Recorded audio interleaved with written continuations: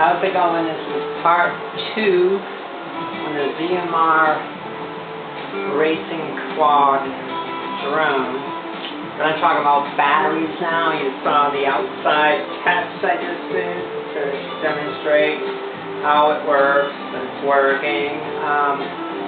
Right here I still have the, as you heard in the previous video, the alarm was set for 3.70 voltage. The alarm sounded because the voltage was getting down there. As you can see, this goes through the 3 cells and tells you the state of the battery right now. So, what we're going to do is charge up this battery. You can disconnect this alarm system, unplug it like so. Just a couple Velcro straps here. Remove these in your battery. It's right here, luminaire. So let me explain. What you want to run is this luminaire 1300. These are decent batteries. Probably get them for about 20 bucks, 25 brand new on eBay. I have a bunch. These go, my drone, the one I'm keeping, this one here. I'm giving you one of these batteries with this unit. We're also receiving, this is a new battery charger. It's just a simple battery charger. You just plug in the white connection into the only place it'll plug into. Takes probably about 45 minutes to charge this. What I would suggest is that you get a professional charger. I'm going to show you the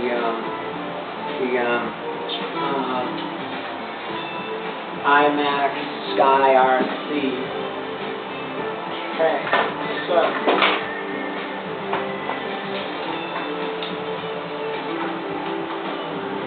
this is the one you want to pick up. This one here, they make a replica knockoff of these.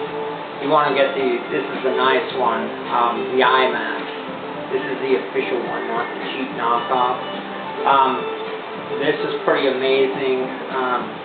eBay is videos on how to set it up. It's pretty easy to use. I could demonstrate this for you. Has a nice lead here that you plug into, plus the other lead goes into this white connection. So I'm going to demonstrate this one here for you.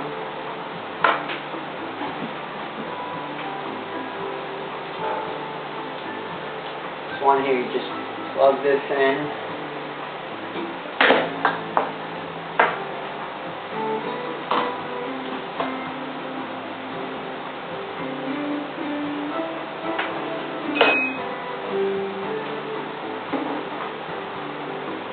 Okay, so on this, all you do is take your battery.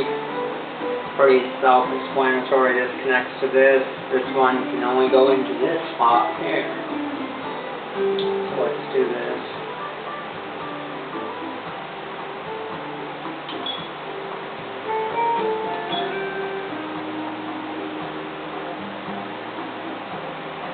Okay, plug this in.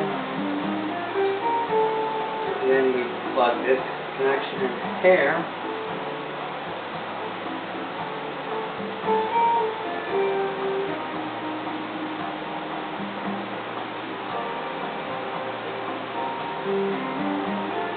Okay, now that it's plugged in, if you can see the screen, I hope you can see the screen, but it's pretty easy to operate this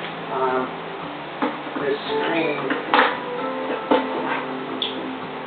Show you, all you do is you these are the settings: charge, keep pressing it, fast charge. There's storage. You want to store these batteries if you're not going to run this drone. You want to store all these, put on storage mode.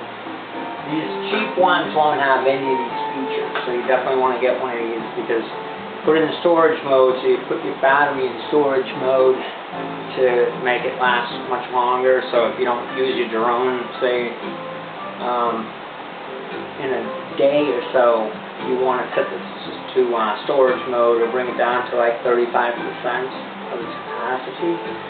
So at this point here, I'm going to keep pressing this button here till I get to, there's a balanced charge, slow charge, a regular charge, a quick charge, fast charge.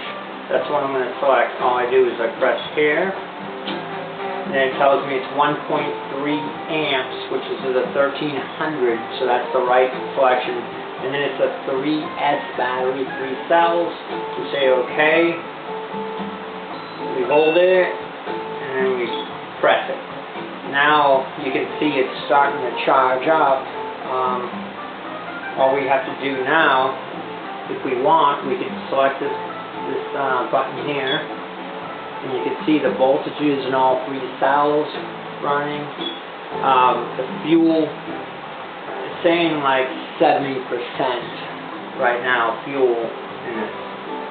As you remember, the alarm sounded when we were out there, so again, those alarms are pretty cheap. You can swap out different alarms, and you can play around with the settings. It was set to 3.70 volts. You could bring it down maybe 3.6, as long as you understand how much juice is really left in the battery, because you definitely don't want this battery to go below the 35%, which is like 3.70. Okay. So if I press this again, press it again, it's telling me it's 74% charged. At 3.9, so I could have went down to 3.70, and still be kind of safe for the battery. So that's enough of demonstration on the iMac B6 Mini. Again, this is not the knockoff. They make a cheap knockoff. I wouldn't chance getting that. Probably catch on fire or something. Anyways, so again, these batteries, it depends upon how hard you fly this FPV racing quad. You might get about, let's see, about 7 minutes. 10 minutes you'd be pushing it. Probably about 7 minutes of flight time. So you want to have maybe 4 or 5 of these batteries or more on hand. As you can see, I get a stack. I get about 5 batteries when I take out my flyer here. Okay, so the last thing I want to talk about is FPV. So FPV on this unit is, this is your Fat Shark antenna. That's your low pass filter. The white lead would plug into this filter to clear up the reception when you're running the Fat Shark goggles. Now, I'm not selling the goggles with this, but I do have a pair that definitely works with this. That is the Fat Shark version 3 teleporter. I'm going to show you. These are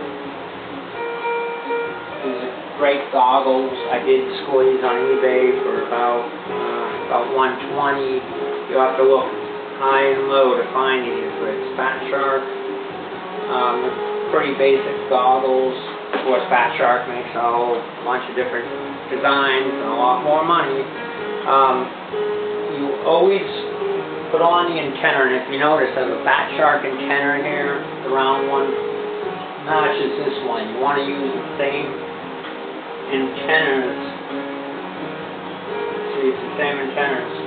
Before you put a battery on to this Fat Shark, you always want to hook up your antenna first. So you screw this antenna on. Always have this antenna on before you put the Fat Shark battery. Plugging this in. Once you plug this in, once you plug this battery white lead into the low pass filter, you're going to get reception. Right now it's just white snow you can see in the lenses. So it's pretty straightforward on how all this works. And these are very difficult to fly with. I would suggest you kind of forget about this for a little bit. The goggles, very difficult to fly with these. The other thing I would mention is